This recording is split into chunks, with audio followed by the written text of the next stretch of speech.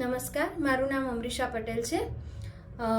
Sun Pharma road ઉપર મારું Krishna nature care છે. મારું ન્યુરોથેરાપીમાં મારું એમડી કરેલું છે. હવે આપણી પાસે એક તોહિદાબેન કરીને પેશન્ટ હતા, જેમને સર્વાઇકલનો પ્રોબ્લેમ હતો. સર્વાઇકલના કારણે એમને હાથમાં ઝંઝનાટી, હાથમાં સૂનપણ અને એમનો જે થંબ હતો, થંબની અંદર નમનેસ આવતી હતી અને બીજા ઘણા એવા પ્રોબ્લેમ બી એમને એની સાથે જોડાયેલા હતા.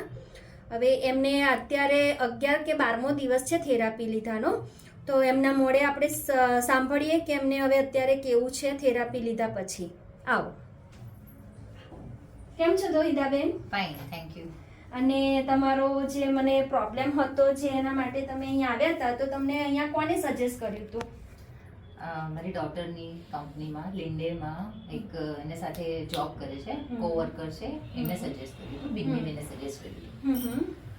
અને સજેસ્ટ કર્યું એના બીજા જ દિવસે હું અહીંયા આવી ગઈ અને તમારાથી મળીને મને પહેલા તો બહુ ફેમિલી જેવું લાગ્યું. એટલે લાગ્યું કે અહીંયા આવીશ તો મારો પ્રોબ્લેમ સોલ્વ થઈ જ જશે. અને શું શું હતું?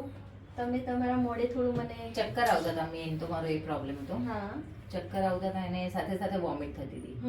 નીચું બિલકુલ નહોતું જોવાતું મારાથી અને બિલકુલ સાઈડ બાય સાઈડ પણ નહોતું જોવાતું. અને આ જે રાઈટ હેન્ડ હતો, આમ તો બંને હેન્ડમાં મને પ્રોબ્લેમ હતો, પણ રાઈટ હેન્ડમાં થોડો વધારે પ્રોબ્લેમ હતો.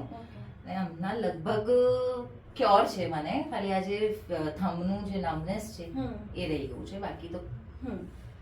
અને અત્યારે આપણે થેરાપીના 11 દિવસ થયા છે, બરાબર? મેં તમને 18 થી 20 દિવસ કહ્યું છે. એમાં જે માઇનર આપણે અંગૂઠાનો જે પ્રોબ્લેમ છે એ પણ સાથે સોલ્વ થઈ જશે. અહીંયા જે થેરાપીમાં આવીને તમને કેવું લાગ્યું? હેપી છો? સેટિસ્ફાઈડ 100%?